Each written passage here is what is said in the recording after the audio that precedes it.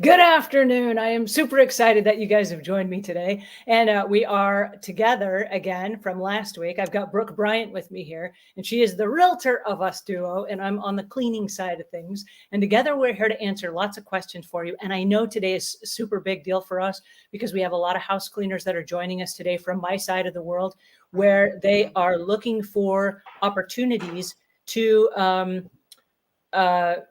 upsell services to their clients who are getting ready to sell their homes. As house cleaners, we do a lot of move in, move out cleans. And so this is a great opportunity where you can learn some stuff today from Brooke that is going to save us lots of headache and heartache from us trying to second guess all that stuff. So with that, welcome Brooke Bryant. Tell us a little bit about who you are and where you are and how it is that you made it to this show.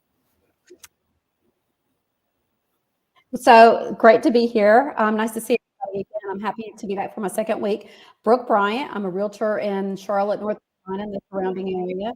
I've been in real estate for about 11 years now, and love to work with buyers, love to work with sellers, residential real estate. I'm excited to talk with everybody today about small home maintenance repairs that can be done on a budget to get your house ready to sell. Well, thank you so much. I've got lots of questions and I don't even know where to begin, but I did understand that you've put together a really special checklist for us today. And so I wanted for us to be able to go through some of those items on the checklist, because I know lots of people are getting ready to sell their homes and they're kind of like, where do I start? What do I work on first? What is the process? Do I get the realtor to come to the house first and all that stuff? So let me ask, and we'll just start from the very beginning, and we will assume that we're just going to go from the very beginning. So if this is something that you guys already know, forgive me. And if this is something that you're learning this for the first time, jump in and ask your questions in the sidebar. We're going to answer as many of them as we can. First question for you though, Brooke. If I was a homeowner and I was getting ready to sell my home, at what point of the phase do I do the home repairs? Is that before I call the realtor? Is it after I call the realtor? Like at what point do I get the realtor involved? Well, if you're thinking about listing your home for sale, then there are things in your home that you know probably need to be addressed. So go ahead and address those. It gets your home looking as good as you possibly can. Then when you meet with your realtor, they're likely going to see some things that you may be used to in your home, so it's easy to overlook. They may see some things that they know, with some experience, they know what home inspectors are looking for, what things they're going to find on the report, and then they can guide you in making those repairs. And then stop for just a second. I've got a really bad echo on your microphone. Yeah, me and too. I wonder if you take the microphone off or unplug it, if that will make a difference. So can you hear me? Yeah, I can hear you just fine. I can't hear you. You can't hear me. Unplug the microphone.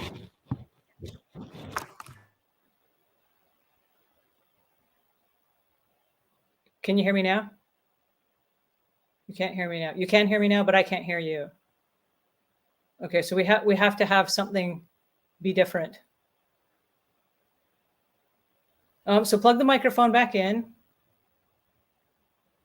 Technical difficulties. I love when this happens. I'm usually not the person that knows how to solve the technical difficulties, but we're going to figure this out. This is a really important conversation and super worth us figuring this out. Okay, can you hear me now?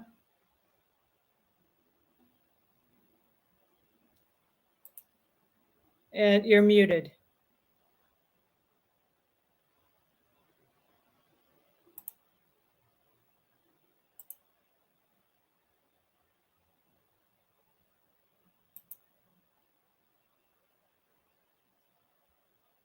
You're muted. Can you unmute? Well, you guys get to see what it's like when we have technical difficulties. This is embarrassing, but this is real business, right? In real life, stuff like this happens. And as embarrassing as it is, you're still muted, Brooke. There you go. You're unmuted now. Okay. Okay, I can hear you. Down at the bottom of the screen where it says settings, click on settings and then change your microphone.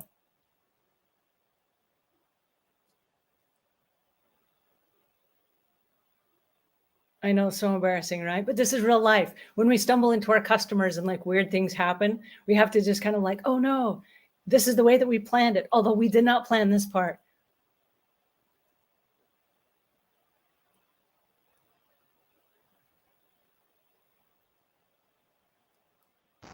Okay, I'm not sure which microphone to change it to.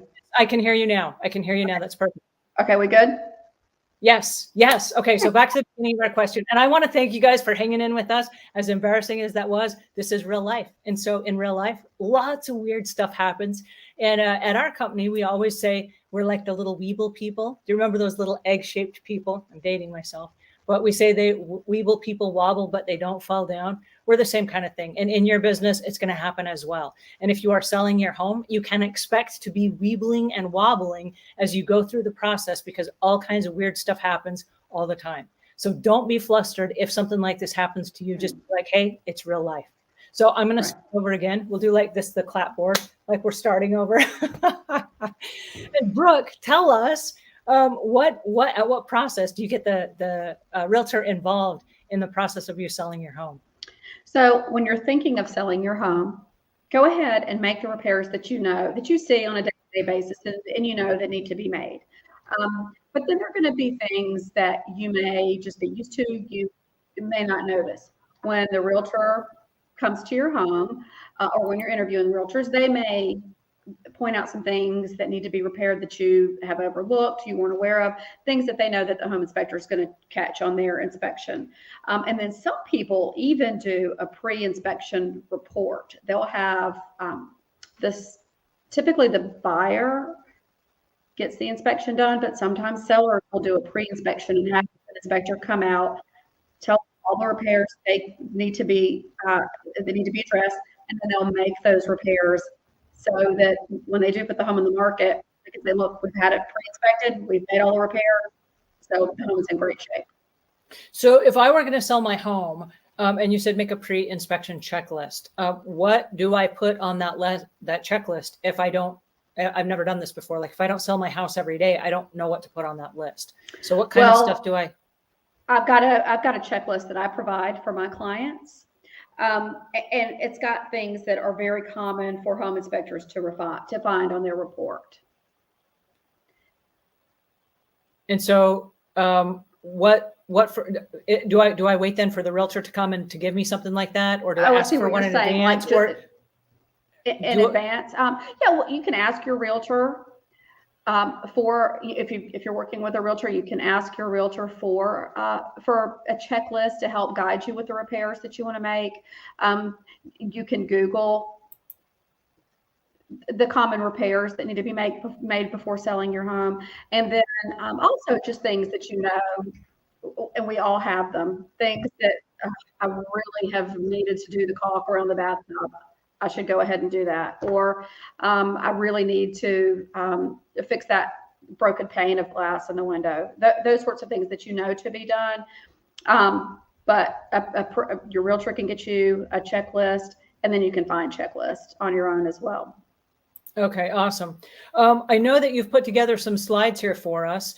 And I think one of those things on the list that you had mentioned earlier was changing all the air filters before, like, for example, before you start working with the realtor, just to set yourself up in the best situation that when they walk through for the first time, there are not glaring things at them that they're going to put on a list, just a couple of things that you can do as you go.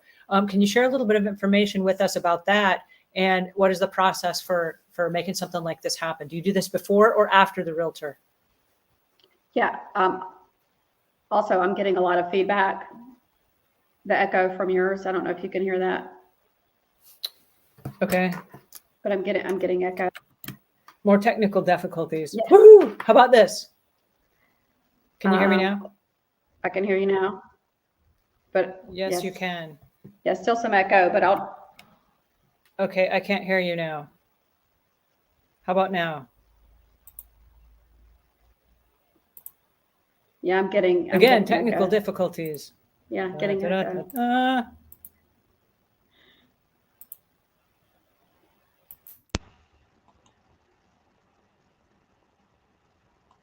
All right, can you hear me now? I can hear you. And I don't think I've got any echo. Can you hear me now? I can hear you. Okay, you're coming through my computer now, so I can take these off. Okay. Is it echoing? It is echoing. It is? Mm-hmm. Oh no. Yeah. Is it bearable or is it crazy? I'm going to try and power through. Okay. So on my list of things that I have on the checklist, one of the things I see all the time are air filters, just dirty air filters, and they're so easy to change. But when I see those, I think, wow, I wonder if they have not been taking good care of their HVAC system. Because if that's not addressed, then they probably haven't had the HVAC maintenance done on it in the spring and the fall. It just looks like,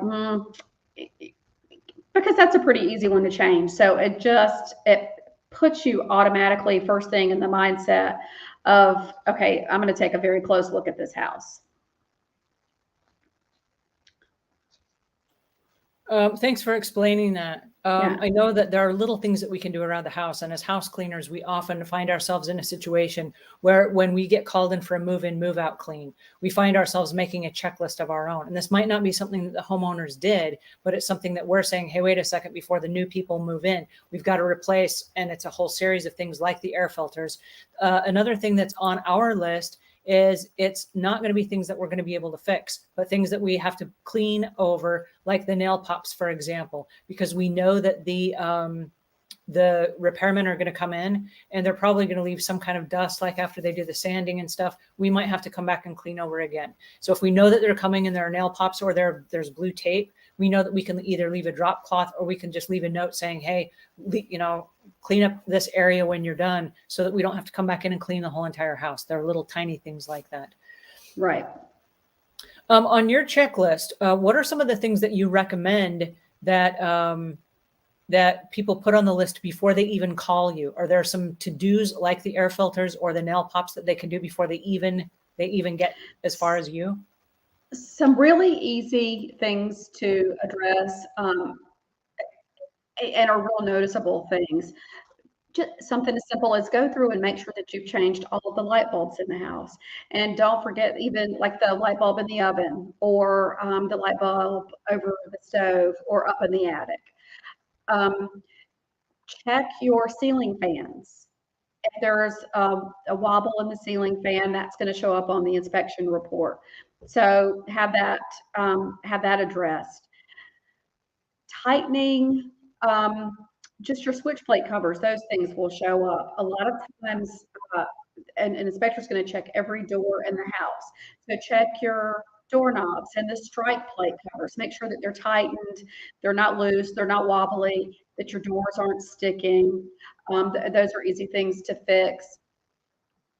If you have broken grout in your bathroom, or a broken tile, try and fix those. Things that you can do yourself that you don't have to get a professional in place to do. You know, when you open your door, there's a little stopper that protects so that your door doesn't hit the wall. Make sure those are in place. And if you open your door and it has damaged your wall, then replace that and make that repair as well.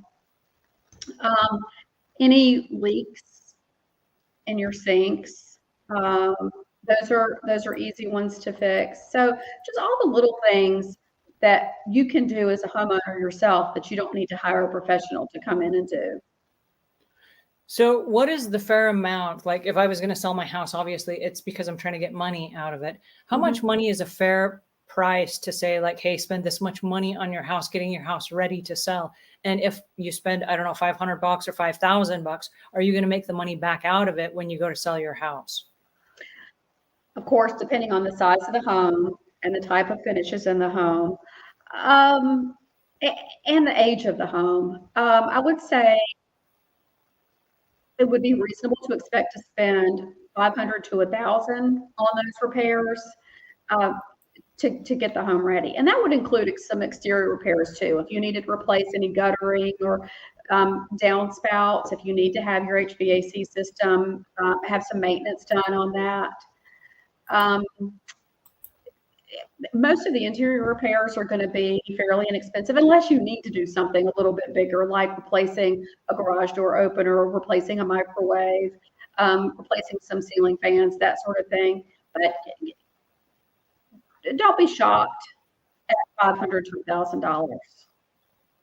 And so $500 to $1,000. Is that before I get the realtor involved? And if the realtor comes and looks at the repairs that I've done, and let's say that I've already spent $1,000, and then they give me another list or this list that you mentioned, could I then be expected to spend more money on top of that? Or is that like, do I just say, oh, hey, I already spent my $1,000. Tough luck. That's as far as we go. Like, am I allowed to do that? So repairs are all negotiable. So I come into a home that's been very well maintained, and I make some very small suggestions for repairs. That's not going to cost a lot of money. Maybe just replacing a light fixture that's not working, something like that. But then there are homes that have a lot of age on them. Maybe the folks have lived there for 30, 40 plus years. They're used to everything. They haven't made any repairs. It's going to be different scenarios. So that newer, well-maintained home, they make some repairs. A buyer comes in, they see a few things on the inspection list, then the seller is very likely to make those repairs. An older home, it may be a situation where the seller is saying, I'm going to sell this home as is. I'm not going to make any of the repairs, but that's going to be reflected in the price. So It's really situational. Some folks just don't have the money up front to make those repairs. So they're going to have that reflected in the price and price it accordingly. And the realtor will help you with that. They'll tell you what homes, similar homes in your area have been selling for. And if yours is above average, you can ask more than that. If it needs a lot of repairs, then you're probably going to price it with that in mind if you're not willing to make any of those repairs or able to make any of those repairs. So it's really situational. Yeah. Wow. I want to stop for a second. Thank you for explaining that. And hello to everybody that's joined us. I'm super excited that you guys are here. Jen XX says, hello, I was mistaken about my sliding shower door problem. The rubber for the bottom track is gone in one area, and the rubber on the guide clip in the middle partly degraded too. I would love for you, Brooke, to give us some examples, if you have some, of what that is. I'll share with you real quick while you're thinking of your examples. In the house cleaning industry, what we see when that little rubber slip is gone or it's broken, what happens is as the shower door opens, one of the things that we've seen is that water slides down that little tiny track that gets really icky.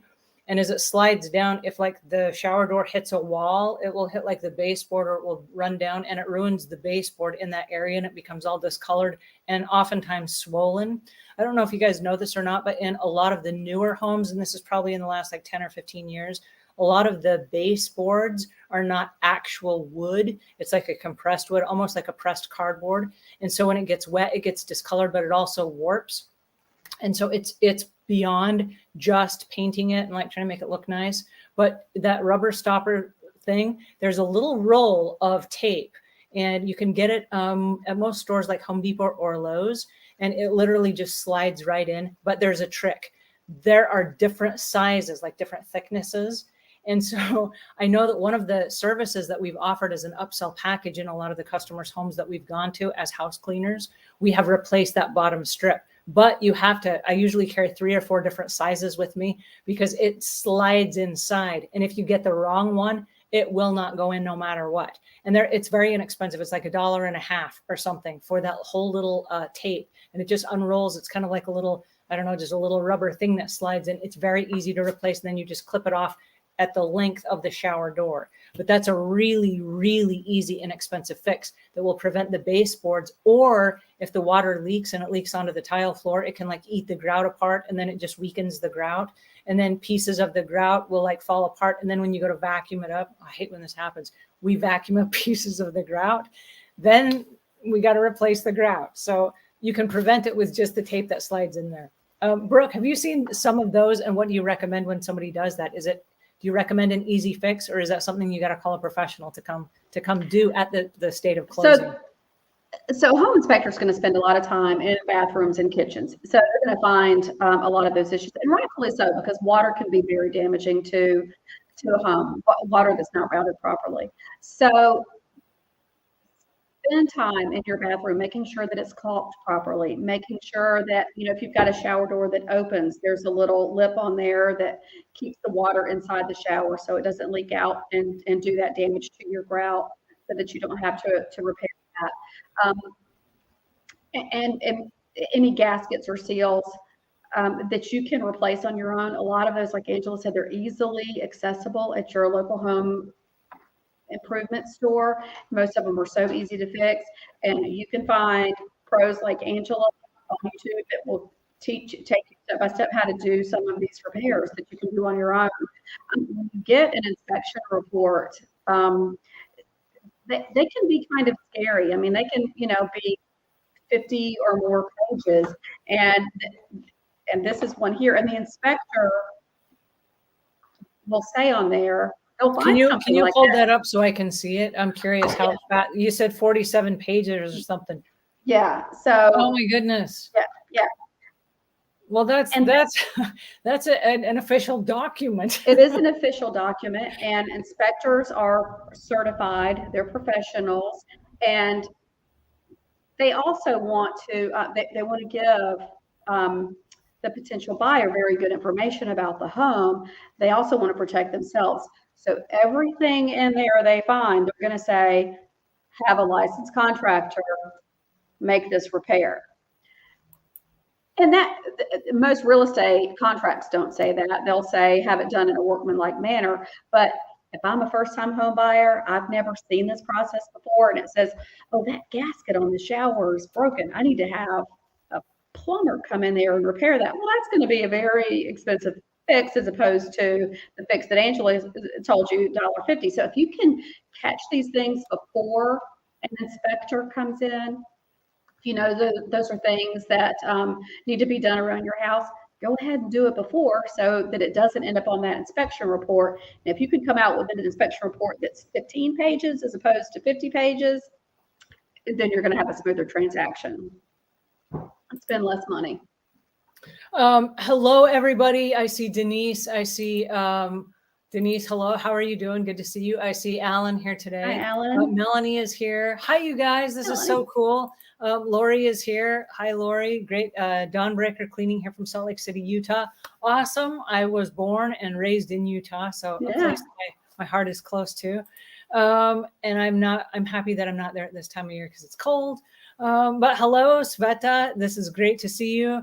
Miriam is here. We've got lots of great folks here, you guys. I'm super excited.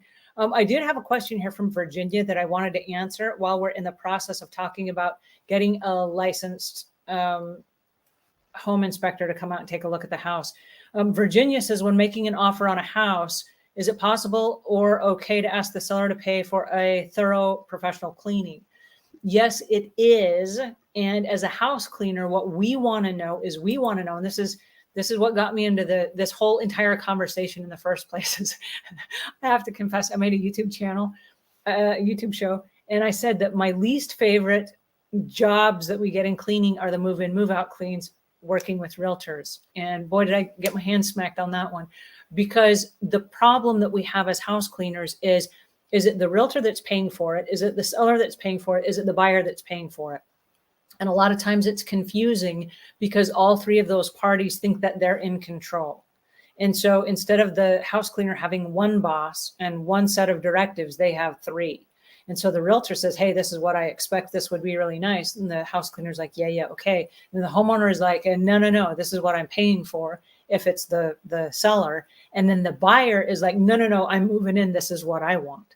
And so my recommendation is, yes, you can hire a professional house cleaning service, request one at the very beginning, and then all three of you, the buyer, the seller, and the realtor, and we're going to lean on the realtor for this, make sure that you're all in agreement exactly what you want, right?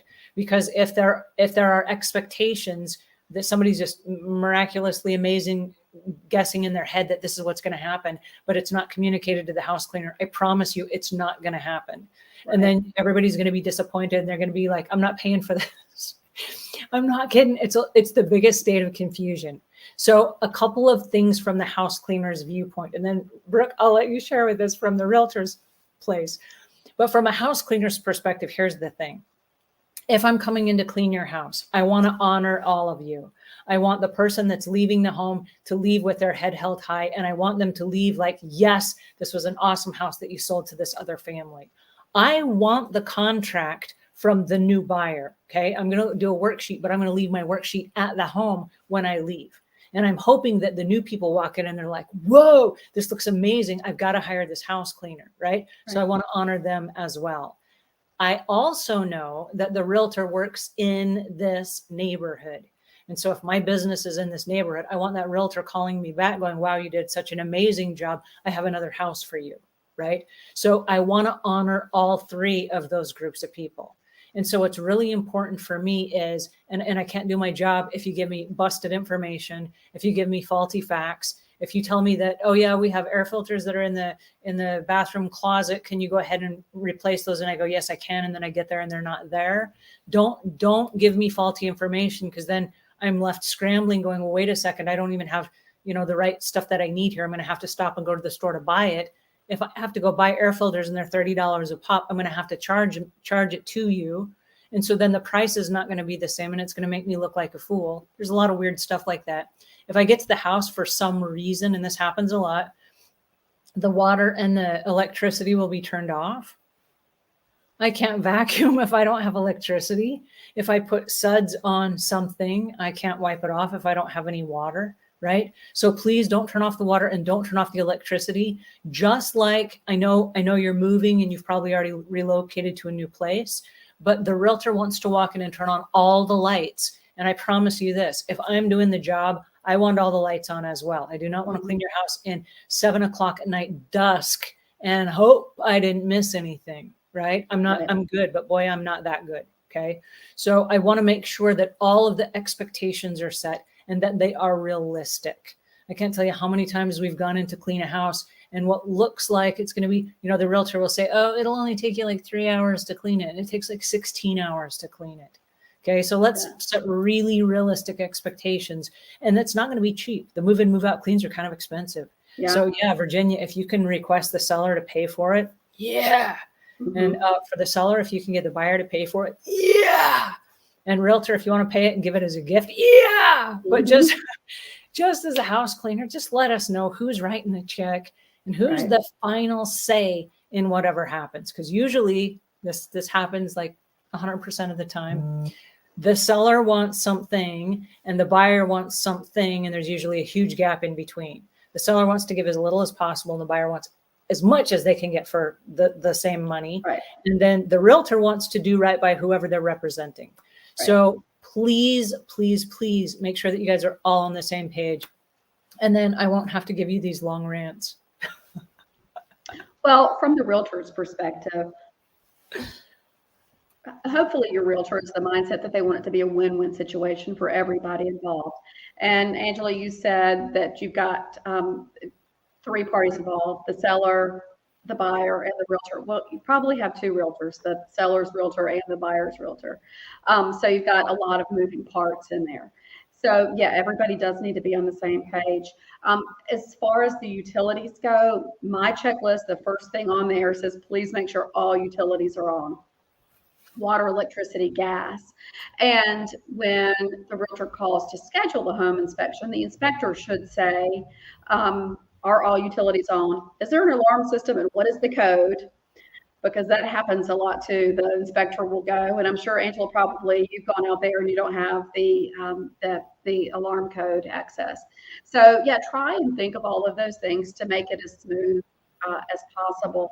And yeah, if that's something that you need to be aware of. If the buyer asks for the home to be professionally cleaned and the seller agrees to do it, make sure you know what that looks like. Does that include if the refrigerator staying, or are you going to move the refrigerator and clean behind it? Are you going to clean the oven?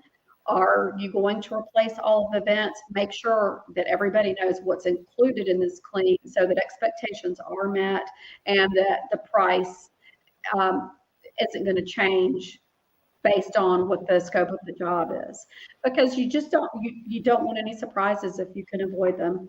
But it is common to ask for the home to be professionally cleaned, and very often it is the realtor provides that as a gift, or the seller will pay for it. But there are times when the buyer does just choose to pay for it when nobody else is going to. And then very often too, if a professional clean is not done, the home is asked to be what's called broom swept when the seller leaves. But it is so nice if you can provide a professional clean so that you're moving into a nice, fresh, clean space. Um, and because moving is so daunting, you don't want to be cleaning out those cabinets before you put your things in there. So it is a wonderful thing to ask for and a wonderful thing to give. And thanks for bringing that up. I know that as house cleaners, we've offered what's called upsell and special packages, and it's part of our extended cleaning program where we have an ongoing client base who needs small home repairs as they just live in their homes. And so because we're in the homes every single week or every other week, oftentimes we're the first to see things that are either starting to fall apart or like the toilet is running in the background of our cleaning. And we're like, the flapper needs to be replaced. And we've put together small packages they're not full maintenance packages that you'd use for a move out clean, but they keep a lot of things in repair. And so, for example, one of the things that we do with a small upgrade package, and it's kind of like just a maintenance package, is we do replace those little flappers that go over the what do you call it, the drain in the toilet that lets the water in and out of the toilet tank. Nice. We replace those because they're not expensive, but lots of people don't want to get their hands dirty, or they don't know how to replace them, or they don't want to call a whole plumber. I mean, you'd never call a half a plumber, but you don't want to call a plumber out just to replace that, right? But the house cleaner is insured and they're in your house, and there are a lot of little tiny things they can do, like replace the air filters and replace the batteries of your carbon monoxide and your smoke detectors. Nice. Those kinds of things are really important. Along with and this is an odds and ends project. It's not a full maintenance and you don't need to be a journeyman handyman to do it. But a lot of times, like the window areas will start separating, like because of the moisture in the air, and the temperatures will get, expand and contract the windows. And so then there's like ugly little, breaks, and it's not broken. I mean, you just put a little bit of caulking in there and take a wet paper towel and kind of like seam it together and it looks nice again. But there are little things like that we can do with a caulking gun, and we can do to replace the air filters, fix the back of the flap of the toilet, and some of those minor things that just make sure that the house is not, it looks as nice as it can without doing some heavy duty repairs. And that's a service that, a house cleaner can do while they're already at your house. They can spend an extra hour one day. And I recommend this. If you have a house cleaner that like and trust, ask them if they do any special projects on the side, because there are a lot of house cleaners that are like, totally. One of the things that we do when we clean with an electric drill that has drill bit brushes. And so these are people that are qualified to use little power tools and stuff like that. If there are small repairs they can do in your home, it saves you from hiring a multiplicity of different people for each individual different task. There are people that do certain things, though, that as a house cleaner, I recommend you let them do what they do. For example, window washing on a move-in, move-out clean, we don't even wash windows. And here's the reason why. Although you walk into a house and the windows are sparkling clean, it makes the house all around look way, way cleaner. Most house cleaners are not actually licensed for window washing. They're not licensed to be on 2-story ladders, or they don't have the great big trucks with the truck mount. They don't have the water and the pressure washers and all that stuff. And so we recommend, even as house cleaners, that house cleaners don't do carpet cleaning and window washing, because those are actually much bigger jobs.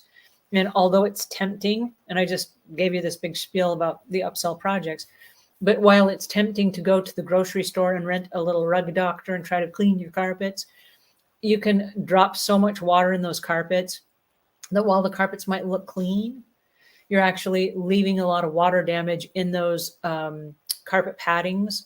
And then you can create mold without even knowing it. And then the new homeowners move in, and a couple weeks later, they start to smell the mold and it becomes mildewy, and it's not now you've moved on from it. It's not your ability to fix it, but let the professionals come in and do that. For the carpet, let them come in and do it, because they have moisture readers. They can read how wet the carpets are. They've got those great big industrial fans. They've got water extractors. They've got those great big hoses. They've got vans there. I mean, they're totally trained to do that. So for a house cleaner, know what your limits are, what you can do, and then know when you have to recommend somebody from your BNI network or something that, you're tossing business their way, but know what you don't do as well. But that's a great resource. If you are selling your house and you do have a professional house cleaner who's coming in, let them know, hey, we're going to be putting the house on the market in the next month or two. As you're cleaning the house, look for these things. And if you can make any of those repairs, let me know. We'll work out a price for that. It makes such a big difference to have fresh, clean caulking in your kitchen. And that's something that's going to come up on an inspection report. So that's one less thing that will be on that report. Get the toilets fixed. If they can do fresh bead of caulk around the toilet, almost every single inspection report I see, the toilet is loose and wobbly. So if you can tighten that down, put a fresh bead of caulk around it, and make sure that doesn't show up on your inspection report, it's going to look clean. It's going to eliminate that issue. And then, and your house cleaner, somebody that you know and trust, is there. And then that's also one less appointment that you have to make. And okay, we have to be here at 2:00 today because the plumber's going to come and do this, or the handyman's going to come and do this. If it can all be done at one time, that's more convenient for you. So that's a great service to be able to resource. That's going to make your house look so good to have all of those, the fresh caulking done, and those are things that people are going to notice. When you walk into your house, it may look fantastic, but when somebody's going over it with a fine-tooth comb, we're going to see those things that you don't necessarily see on a daily basis that your house cleaning service might be able to point out to you. And I'm really glad that you brought up little things that you do with a fine-tooth comb, little things that you check. Yeah. I know that this slide, fix loose doors, this is one of those things that we call it house blind. Like if I live in a house and the door only turns a certain way, like in the house I live in right now, I have one door and the doorknob turns the opposite way from all the other doorknobs in the house. And I know to turn it the other way just because I've lived in the house long enough. And it's one of those things I just need to unhook the door and flip it upside down or something and fix it. But if somebody were to walk in, it's like you're locked in the room, right? If you turn the knob the way that it turns in all the other knobs in the house, you'd be going like, oh my goodness, I'm locked in here. And you'd be like banging on the door, like, let me out. And it's in one of the bathrooms. But the reality is it's just whoever put the doorknob in, they put it in upside down. And so it turns the wrong way. So there are little things like that that totally can be fixed because you know the house, right? And it seems like a non-issue to you, but let's say somebody moved into your house and it's a little kid going to that bathroom in the middle of the night and they can't figure out how to turn the knob. That's going to be kind of scary for that kid. So if it's something that you know could be fixed, go ahead and take care of that. One of the things that we ask when we go through a homeowner's home for the first time, when we're doing a walkthrough with them, because we're going to be the next set of eyes on the property regularly. And so as we come into that house, it's really easy to like, oh, I know my way around here. I'm good. No, you may not be good if there are things that I call it trickery, where like there's a mirror that's hanging on one nail because somebody didn't really know how to hang pictures properly. And then you go in and you go to wipe down the mirror and you're just treating it like a regular mirror, and then it falls off and it busts, and now you got to buy a new one. So we always ask the homeowner, is there anything in the house that I need to be aware of before I come in and clean? And I give them this scenario. Is there something that's just like gingerly sitting on a shelf that like if I walk past it fast, it's going to like fall apart? And they're like, oh yes, I have several of those. I'm like, well, great. Let me write this down as I go, because I don't want to replace it, right? I don't want to have to unnecessarily replace stuff in the customer's house. And if it's in my care, custody, and control, I have to, if it breaks on my watch. And so I want to know what all of those things are. And then we make a list. so that we are 100% clear when we go that like, oh yes, this doorknob, and we were just talking about doorknobs, this doorknob is like not fully hooked together. And like when you go to open it, if you pull it too fast, it's going to like pull it out of the little thing. And then the doorknob is going to go flying across the room and you're going to have to stop and spend a couple minutes trying to put it back together. And it's just missing a bolt or something. I mean, little things like that. Tell me what they are. Don't trick me, because I don't want to spend 15 minutes trying to fix something that you already know is broken, or you know that it could break, like, you know, like with that's the mirror. where experience is your friend. You've got enough experience to know that you've had all of those things happen. So experience is your friend. Use experience in these situations, and have somebody come in and look at your house with those fresh eyes and tell you, okay, I know you live here. I know it's a great house. You love it, but have you noticed, you know, your doorknobs are kooky, or, you know, something like that. Because we get used to the little quirks in our home. So yeah, things, these little quirks that are cute to us, they're going to pop up on an inspection report, or they're going to be an issue down the road for somebody else. And I'm glad you brought that up, because I would rather know about it, and I would rather fix it on my watch instead of having the realtor or the insurance inspector or the home inspector then require that I must get somebody that's a licensed contractor to come out, because that's going to be way more expensive than me pulling out a nut and a bolt and a screw and tightening it up myself, you know. One Jen item says, that comes up on inspection reports is, you know, your electrical panel that's in your garage, or so very, very often those electrical panels are held in by screws. And if those screws have a point on the end of them, it the inspector considers it a hazard because it could damage the wiring. So they have on the inspection report, have a licensed electrical contractor replace those screws. Do you really need to have an electrician come out and replace 4 screws? No, you don't. But the inspector is going to recommend an electrician does it, because that's live electricity, and he's gonna protect himself by saying that. So, you know, first time home buyer, they see that, they're like, oh yeah, you need to have an electrician come in and address this issue. No, not really. Just replace those screws. So anything like that you can get done yourself, and you don't have to pay a professional. And I'm all for professionals, and they deserve the money that they make. But there are things that homeowners can do themselves. There are some things that you do need to get an electrician to come in and do, or a plumber come in and do. So do the things you can do, and then, you know, save whatever money you need to if you do need to get those professionals to come in. Speaking of professionals, and not to go off on a rabbit trail, but we did a move in, move out clean for a couple, and the couple decided when they moved, they were going to leave this great big, it was like one of these old fashioned freezers that like you had to defrost and everything. And then I was happy that they were moving, but then I was like, they're leaving the defrosting, you know, the freezer we have to defrost because we still have to defrost it.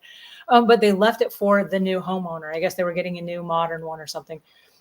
So they told the realtor, and the realtor added that into the specs of the house, like, oh, it has this great big, I don't know, 32 cubic feet freezer or whatever that's in the garage and whatever. So these people are like, oh, that's so awesome. Well, when they were cleaning out the garage and they were moving out, they unplugged that freezer. And so the freezer is in the garage, right where it always was, but it was unplugged. So the new people show up thinking, oh, we've got this great big freezer, and they open it up, but the light didn't come on. So they're like, it's not cold in here. So they adjusted the knob in there. It didn't get cold. And so during the time that they were doing the walkthrough of the house and they were checking it out, it didn't get cold. So they hired an electrician on the seller's dime to come out and fix the electrical wiring in the garage because something was broken. And the homeowners are like, it wasn't broken, like everything is working fine, right? The electrician comes out and literally, I kid you not, plugs in the freezer, and it starts whirring again, and the lights come on, and it's all ready to go. And it was as simple as they could have just left a little Post-it note inside the freezer that just said, hey, we unplugged this to conserve electricity. You know what I mean? Right. It was just a communication error, and the seller had to pay for a licensed electrician to come out and plug the freezer in the garage back in. On the opposite side of that, I had a seller who had a freezer in their garage, had to have some work done in the garage, and the a handyman who came in to do the work unplugged the freezer to move it to do the work behind that and did not plug the freezer back in. So all of the food inside of the freezer was ruined. Oh And I no. got to pay for that. Oh I got to no, pay it for that wasn't because, empty. Oh yeah, the no. handyman's like, no, I'm pretty sure I plugged it back in. I didn't have any recourse. So yeah, I paid for that one. So you just never know the things that are going to pop up. So In lieu of that, there are a lot of companies now that are getting way better at documenting their work. We had a refrigerator or freezer replaced not too long ago in our own garage. And when the guy came out, it was one of these where he hauled the old one away and brought the new one, but he plugged the new one in, and then he took a picture like behind the where the plug was plugged into the wall to show that it was plugged in. He opened the door, took like a picture of the inside. He took a picture underneath, like it was on the proper risers and whatever it was supposed to be on. And then he took a picture of it with the door closed, the door open, the side view, that like there were no scratches, dents, dings, whatever it had to be. He must have taken like 10 pictures. And I was like, whoa, that was really thorough. And I just kind of watched him work. And he's like, hey, I apologize, but we have to do this just to cover all of our own bases. Right. I was like, no, I'm glad you're doing it. I'm just learning from you as I'm watching you, cover all your bases and document it so that there are no surprises. And so that nobody later, because this is from the contractor standpoint, this prevents a homeowner just trying to get a new freezer or something going, it was all dented and broken, or it didn't work, or it wasn't, whatever. They verified that it worked before they left, and they made sure that everything was A-okay before they left. So I thought that was pretty cool. Yeah, that's really smart to do. And especially in a real estate transaction where you've got people, you've got repairs being made, inspections being done, appraisers, that you've got so many people in your home that aren't ordinarily there. So yeah, cross your T's and dot your I's to make sure that if you're not, somebody's not attributing some broken appliance in the home to you when somebody else did it.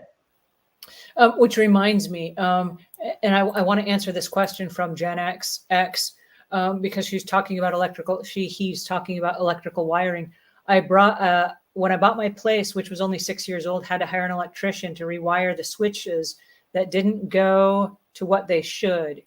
And I want to talk about appliances as well. But this is one of those things where you assume that the person that does the wiring knows where everything's supposed to go and that it matches up on the breaker box. And sometimes it does not. Mm-hmm. And I think this is really an important thing that we bring up, because I think it's important before, and you can do this as a homeowner, even before you have the home inspector come out, try all the breakers and make sure that you know what rooms those go to, and make sure those are labeled properly. If for some reason somebody rewired something or they rerouted wiring and it doesn't, if it says jacuzzi and lo and behold, there is no jacuzzi and it's been rewired to the bonus room or something, you need to know that, so that the new homeowner doesn't come in and buy a jacuzzi and then go to hook it up and your bonus room lights go on and like no jets come out. You know what I mean? You need to know what that is. So I love that. And that's become an issue. We're in the age of HGTV and do it yourself projects and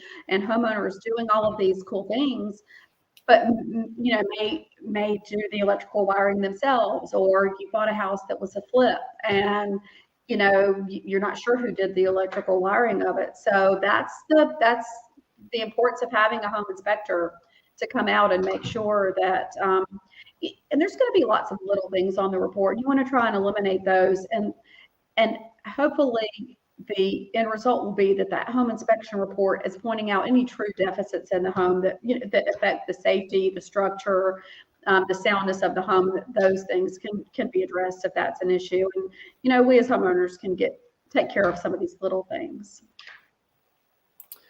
Jen XX says, OMG, I thought you were going to say that the ancient freezer died and the seller had to buy them a new one. This is interesting, and this brings up a question that I hadn't thought of. But let me ask you, Brooke, as a realtor, what happens when somebody adds something to their sale piece, which is like their ad or whatever, that says, hey, my house has this deep freezer in my garage. And then for some reason, if it really did die, and then the person comes in expecting that there's going to be a freezer there and there isn't one, do you just go whoopsie, or are you obligated to buy them one because it was in the ad and you said that it was there? Typically on the contract, it'll ask for any property that conveys with the home that's not part of the home. And you'll put in there that, and it'll say in there that this freezer transfers with no value. Okay. And that's part of, if you're getting a loan for the house, lenders are really have to make you be very careful about that, because that freezer is not part of the appraisal of the home, so it can't be attributed any value. So typically it's just a good faith measure. If the freezer stops working, it's just considered, oh, well, it was a freebie anyway, we're not going to make you buy us a new freezer. We'll say there's here in Charlotte, North Carolina, we have a real estate instructor who's kind of famous for this story he tells about a home that had a koi pond, the koi, the big goldfish pond. The buyers went to do the walkthrough the day of the closing before they went to the attorneys to make sure everything looked how it was supposed to look. And one of the koi in the pond was dead. And they said, oh, nope, there's supposed to be 3 live koi in this pond, and that one's dead. So their realtor talked to the other realtor, and they said, well, sorry that it died. It's just natural causes. And the new buyer said, we're not going to go through with the sale of the house. So that realtor, are they expensive or something? The realtor paid, I think it was over $1,000 for a new koi for that pond. So in order to close the deal on the house. Yeah, they were adamant that they wanted this koi, and the realtor wanted to keep the deal moving forward and close that day. So she went and got a new koi for the pond. So is that just on a per basis thing where if somebody asks something situational? Yeah, every transaction is different. And there are just so many moving parts to the sale of a home. But luckily in North Carolina, all of our closings are done through a real estate attorney, so they can help guide us through some of those strange situations. But at the end of the day, if it's something in your realtor's control that's going to make this a smoother transaction for you and help keep it moving forward, they're going to work to do that for you. And most realtors that I interact with, have cross deals with, we work together to try and make sure that all parties are leave the situation feeling like it was a win for them. So, but yeah, you just never know what's going to pop up. So, at what point do you as a realtor get together with the other realtor and you have to come together and say, my client is being unreasonable? What do we have to do to make this deal happen? At what point do you both jump in and you say, let's split the difference and buy the koi for the pond because my seller's not willing to do it and the buyer's not going to buy the house without it? At what point do you get involved, or do you try not to do anything like that because it's just not? No, you work with the other realtor throughout the process to try and keep it on track, because it's a very emotional thing. A seller thinks of their house differently than the buyer does, because the buyer hasn't created any of those memories there yet. They haven't painted that mural on the wall or planted those rose bushes out there. The seller's got a very emotional attachment to the house, unless it was an investment property. So it means something different to the seller. And so some feelings get involved, and feelings can get hurt and get contentious. So the realtors are a little more objective, and we want to get in there and keep the deal moving forward and try and make sure everybody feels like they've been made whole, and that it's and that they're happy at the end of the transaction. So yeah, very much we work together. Anita cracks me up. She says, and what will the odds be in the next few months after the new owners move in that the local raccoons will have a fish dinner resulting in less than 3 koi? That's hilarious. Yeah, or a hog. Yeah, that fish has probably been somebody's sushi. Yeah. That's Yeah. horrible, but it's so funny. I don't mean to laugh at that. I'm sorry. You guys, this is so awesome that you joined us and that you're Yeah, asking you're these fun. questions This here. is a fun group. We want to answer the questions that you guys have. I've got lots of questions, and I could keep going with questions, but jump in and ask any questions that you might have. One question that I had for Brooke while you guys are writing your questions is, I was curious, Brooke, at what point of the realtor process of you jumping in with a buyer or a seller, for example, where you say this customer has become too difficult to work with. And I know that in the house cleaning, we have like certain limits where we're like, whoa, okay, now I'm dealing with like crazy making. At what point do you say, you know what, it's not worth the trouble for me as a realtor to try to jump through all these hoops? This is not going to be a good deal for us. And you turn and walk away. So I've had that happen. And it kind of depends on where you are in the, if you're in a transaction. I've had that happen with sellers. I had their home listed. We went under contract, and there were um, some things that weren't disclosed to me. That contract didn't close. So when those potential buyers terminated the contract, then I recused myself and said, I think you need to find another realtor. If you are, if you're working for a larger firm, then and you're working with a client and there are just some conflicts there, then you can ask them, hey, I think that there's probably another realtor in our firm that could better represent you. Would you mind if we reassigned you? So there are ways to handle that. But I think it's very rare that there's somebody I just absolutely can't work with. You just have to try and put yourself in their, in their mindset. It's an emotional process. So if you can try and have some empathy and understanding, then that'll get you a long way. But there are some that are just not good. I know there's shady stuff. So you've got to protect yourself too. So there are ways out. Thanks for explaining that. I know that there are some homeowners, probably like every homeowner, that thinks their home is probably like more valuable than it really is. Yeah. And so I know that when we come in as cleaners, of course, they're like expecting they're going to get all the money for the house, and they want to pay like no more money because their success of selling the house is really dependent on whatever it is they're hoping to walk away with it. And every penny that they have to pay the house cleaner is like less money in their pocket. But what is the process of setting a realistic expectation for like, hey, your home was really meaningful to you because you've got all these memories wrapped up in it, but it's not so much, compared to comps and stuff that are on the market right now, there's a gap. Well, luckily, there's really good data that's out there. And, just like everything else with technology, the data is getting better and better and better, where we can really hone in on houses just like yours, same square footage, same features, same size garage, similar lot within a half a mile. This is what they're selling for. So the market speaks for itself. There are situations where you've got a unique property that's not in a neighborhood, that's on 10 acres, that's, it's a little more difficult to find comparable sales to help you pinpoint the price on that. So those can be tricky. But all you can really do is give them the data that you have, the experience that you have.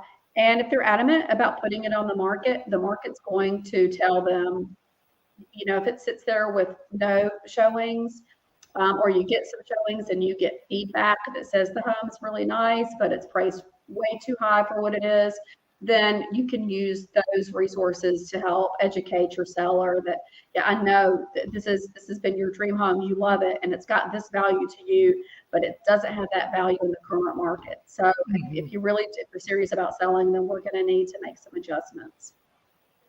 Wow. Fantastic information. Thank you so much. I know you have a checklist for our viewers and our listeners today. Where can they go to find that? Where can they go to find more information about you?